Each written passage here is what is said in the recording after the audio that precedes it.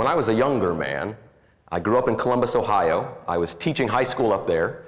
I met Jane McIntosh, and she was a graduate student at Ohio State. And of course, when a young man meets a young woman whom he likes, he fancies, and she is both better looking and smarter than him, she was in her PhD program, you have to make promises. So when we were talking about getting married, one of the promises I made was, she'd ask me, are you going to be able to move around? You've got a good job. Do you want to leave your job so that I can work on my career? And again, like I said, she was beautiful and smart, so I said, absolutely, I can get a job anywhere. So she graduated, and we moved to the University of Pittsburgh for her job, and I couldn't get a job to save my life. It was bad. So several months I spent looking, and I finally got a job at a computer company, a private industry that they basically sold me. They'd send me out to other companies where I would have to teach other people how to use computers. And you might think, well, that's because you were good with computers, Morgan. No, not at all.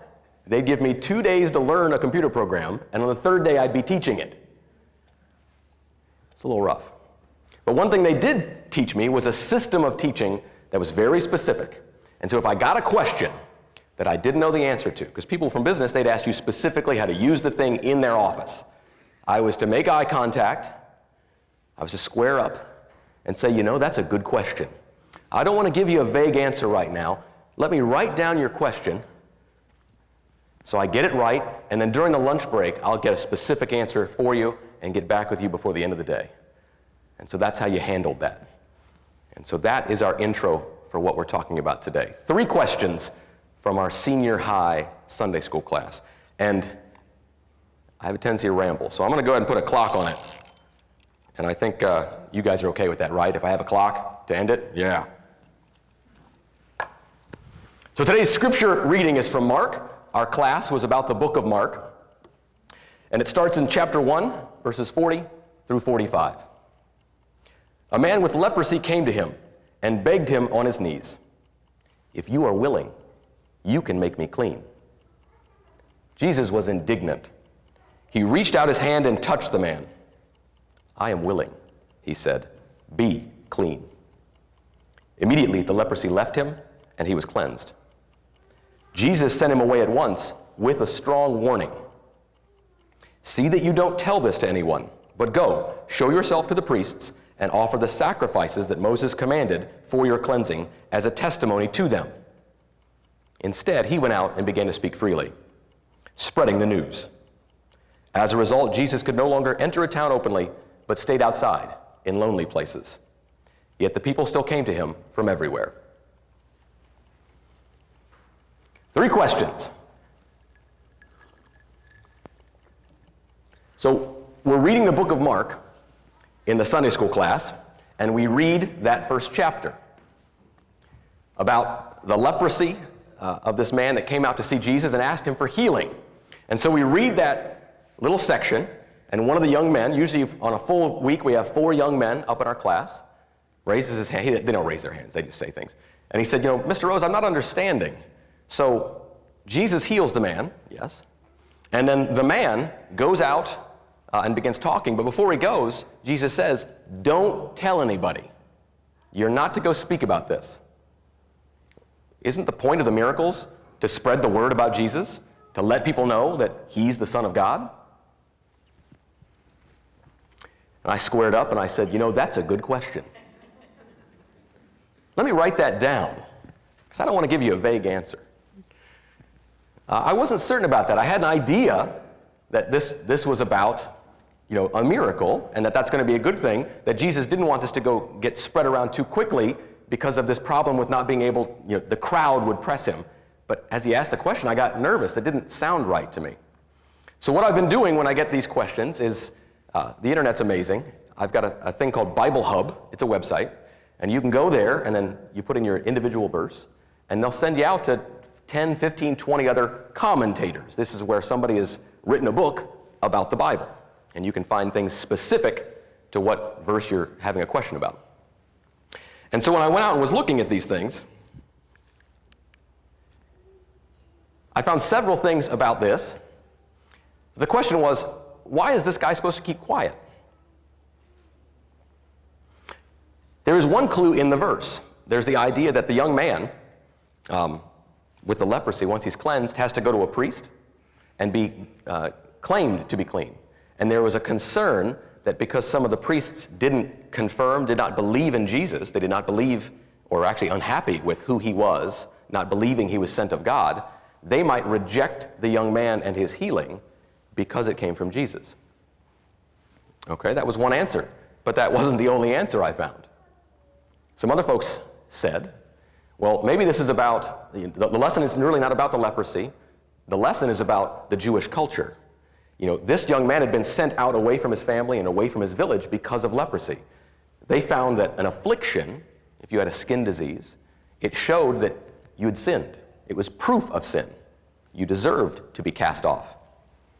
And so maybe what we're showing here with Jesus accepting the man, reaching out and touching him, even before he says he's going to heal him, shows that Jesus does not believe in that. Jesus knows. You are not cut off from God because you have a sickness. You are cleansed because of your faith. But a third idea we found. And actually, I eventually went and talked to Gary, because as these things happen, I find multiple opinions, then I don't have the background to know which one is the right or best opinion. And so Gary sat me down and he said, you know, what I've heard and what I think is that you have to understand what Jesus' mission was. And we've got two choices here. We've got compassion, who Jesus is. He loves us and wants us to be happier. But Jesus had a mission. And his mission was to teach and to preach about the coming kingdom of God. The miracles he does because he feels compassion. But they're just for people. They're not the point. As he performs miracles, he doesn't want people to talk about them, because just like today's culture, if you hear about a famous person, you want to go to that person. Do you want to change your life for them, or do you want to get a selfie? Jesus wants to change lives. He doesn't want to be famous. And so that fame is going to interrupt his mission. So I bring this question up because it had multiple answers. Now this one was the easy one because it had more people agree with that last idea, that Jesus' compassion brought on miracles, but they interfered with his mission. Because it comes up again in Mark. In Mark, in chapter 7, he tells somebody not to talk about the miracle. In chapter 8, he performs another miracle, heals a blind man, heals a deaf mute. Don't tell anybody. In chapter 9, Peter, James, and John go up on top of the mountain. The transfiguration happens. He tells them, don't tell anybody. So this is not a once-in-a-while thing. It happened over and over again. And I think that supports our last answer. But the class moves on. We keep reading the book of Mark. I'm not going to read the entire quote. I'm just going to paraphrase it for you because it's rather long. But Jesus and the disciples are being crowded. Even though he's told them not to tell, the word's out and crowds are pressing around Jesus. So he and the disciples get in a boat. They go across the Sea of Galilee to a more Gentile area. As they get out of the boat, a young man comes out of the caves nearby, and he's got not one demon, but they call him Legion because he has many, many, many demons inside him. And so he approaches Jesus, and the demons cry out, "We recognize you. Don't banish us. Send us into those pigs." Jesus is willing, and he permits the demons, to go into the herd of pigs. More than 2,000 pigs, Mark says, go mad, run off a cliff, go into the Sea of Galilee, and are drowned. And the village comes out, and they are very unhappy because all their pigs are now drowned. And so one of the young men in our class says to me, "Mr. Rose, what's up with the pigs?" The demon asked Jesus, "Don't banish us." Why doesn't he banish them? He apparently can, but then he sends them to the pigs, and the pigs go crazy. Did he not like pigs? And then all the pigs die. What does that mean? So did Jesus want the pigs dead? And I squared up and I said, that's a good question. I don't want to give you a vague answer right now, but let me write this down. And I'll go out and look up an answer for you. Because I thought in my brain that it was something about, the Jewish culture at that point, before Jesus, felt that the pigs are unclean animals. So this might be a commentary on the pigs being unclean, being in a Gentile area. But then they asked permission to go in the pigs, and they're demons. Why didn't he just banish them? Write it down. Go find an answer. So that's what I did. And there are many more answers to this one than our first example. Gary put me on the trail of a man named William Lane, who used to teach at the University of Western Kentucky. And so he wrote a commentary. So one of the commentaries I might have found online, he wrote. And Gary actually took classes from him a number of years ago. And he said there were two things to look at in terms of these pigs. Number one, Jesus did not come to defeat evil entirely yet. He came to teach us the path. His ultimate triumph is when he returns. That's why he permitted the demons and didn't banish them. That comes later. And he also says the pigs are proof of the double-sided nature of evil. When the evil is within us, we don't have room for Jesus to come in. You've got to get sin out of you to let Jesus in. You have to ask for forgiveness. And the second dangerous thing is sometimes even when sin, represented by the demon, is removed from us, even though the demon was given mercy, it still was bad and killed the herd of pigs. Evil is always evil. It does not accept mercy. That's the difference between God and evil. God is all good. The demons are all bad. But that wasn't the only answer I found. Some other folks say that the removal of the demons into the pigs proved Jesus' power because he had command not of one demon. He wasn't asking for God to help him with a single demon. It was thousands of them. So this is another proof of Jesus being the Son of God. Another answer I found was more compelling to me.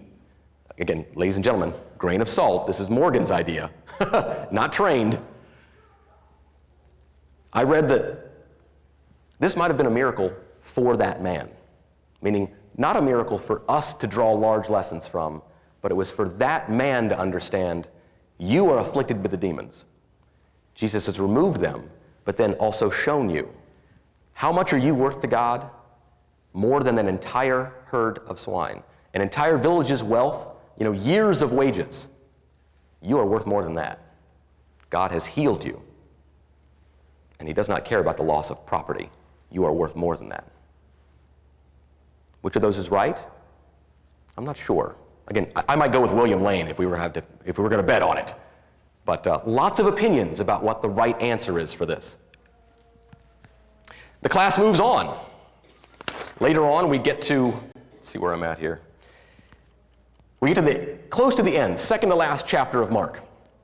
I'll read this one directly. So I think we all know the story of the Garden of Gethsemane. Jesus and the disciples go up. He actually just takes 3 or 4 with him. He sets them down to pray. He goes on a little further and prays. But towards the end of that, Judas comes with a mob. And at the very end of that section, it reads as follows. "Am I leading a rebellion, said Jesus, that you have come out with swords and clubs to capture me? Every day I was with you, teaching in the temple courts, and you did not arrest me. But the scriptures must be fulfilled." Then everyone deserted him and fled. There's a break and another paragraph. 2 lines, 51 and 52. "A young man wearing nothing but a linen garment was following Jesus. When they seized him, he fled naked, leaving his garment behind." One of the young men in the class, sometimes I'll look around and I'll say, "Hey, what do you think about the story?" "I'm thinking the story of Gethsemane. I'm thinking about the mob. I'm thinking about Peter being angry with the sword." And he says, "What's the deal with the naked guy?" And we talked about it a little bit, and to be honest, I've read this a bunch of times. I don't remember the naked guy at all. So I have no answer. So I squared up and I said, that's a good question. Let me go look this up. So that's what I did. What's up with the naked guy? Several answers to this one, and in fact, I find this one to be the most fascinating. Some folks have said that this garden near where the upper room was would have been a tended garden, the Garden of Gethsemane. It's named, so it would have had a gardener that lived on the property. The gardener woke up in the middle of the night this would have been around 2 or 3 a.m., hearing the ruckus of the mob, ran up there in his night clothes, grabbed, runs away naked. All right? So why does Mark include it? Just the random gardener? I don't know. Another idea is that this young man, just the day before, a rich young man approaches Jesus and says, "Rabbi, what must I do to inherit eternal life?" And Jesus names off the 6 commandments for humans. Keep the commandments. He says, "I have kept them since I was a boy." He says, "Good." Jesus says, "All you must do is sell your possessions and follow me." And the young man went away sad because he had many possessions. They're saying that this is the young man. He became a follower. The garment he's wearing in Greek is sindon. Again, I Googled that. I don't know that. The sindon is a well-made linen garment.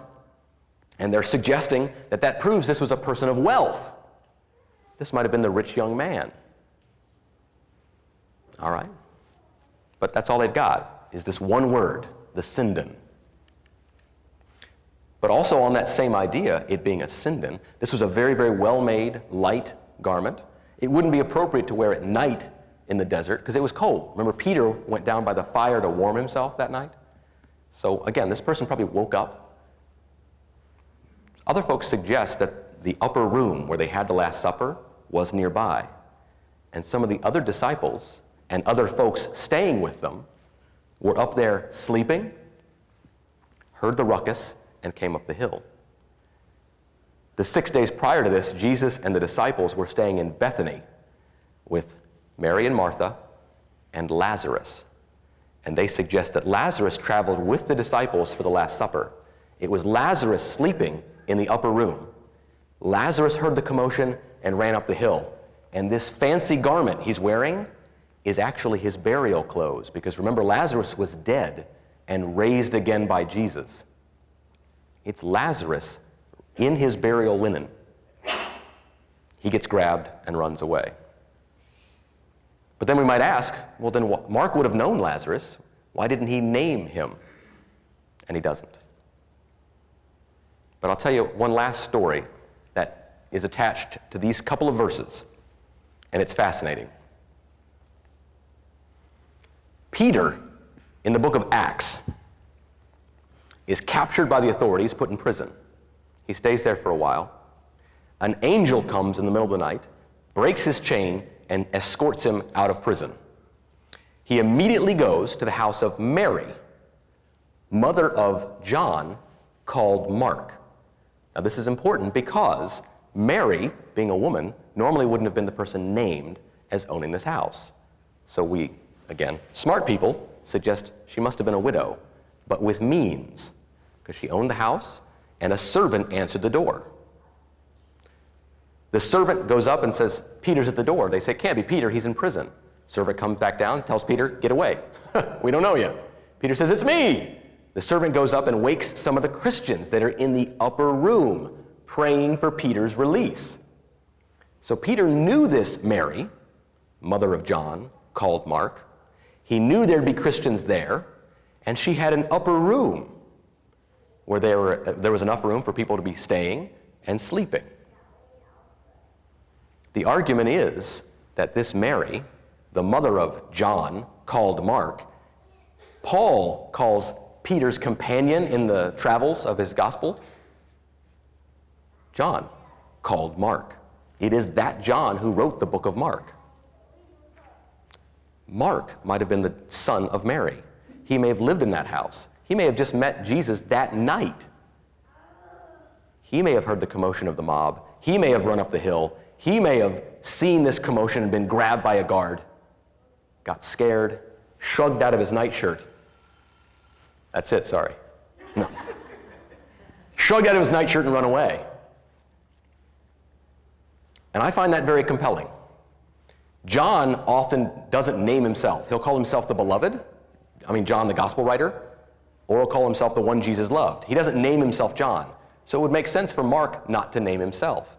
Also in Jewish culture, nudity was not, it wasn't like the Romans and the Greeks. They would go to the baths and just walk around. "Hey, how's it going, Bob?" Not the Jews. They stayed covered. So this would be humiliating. So why put it in there? Because it underscores the truth of the story. A mob of 30 or 40 or 50 saw that young man run away naked. That would prove the story to them when they read it later. This young man was there. He remembers the details. 3 questions. So all 3 questions came from our senior high class. And in closing, I'd just say a couple things about that. Number 1, I'd say the kids nailed it. We had other questions, things that I was more comfortable answering. I wasn't completely without any skills. But when we got hard questions, these are hard questions, I had to go out and look for answers. But I take that as proof that these young men were paying attention, that they identified things that theologians and doctors of divinity have been arguing about for 1,800 years. That's pretty cool. Number 2, as especially with the story of Mark, it underscores that the Gospels are eyewitness testimony. These are not simply a very staid, perfect transcript. These are what Matthew saw and thought important. These are what John saw and thought important. Mark records Peter's words. This is what Peter found important. And that last bit at the end, the naked guy, might have been Mark, and that's why he put it in there. Luke traveled all over the Mediterranean interviewing the people who walked with Jesus to make his story. Eyewitness accounts. And I think that's important for us to remember when we're reading the Gospels. We're as close to Jesus as we can get. We are one step removed because we're reading the words of a person that was walking the earth with him.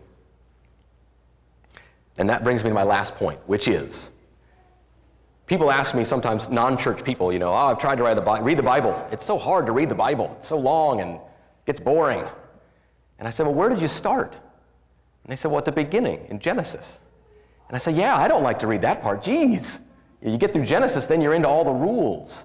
And it's very Jewish, and you've got to have some help to get through those parts. If you want to start reading the Bible, start with Mark. It's the shortest of the Gospels.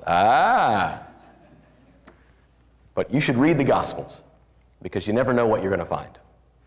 Amen.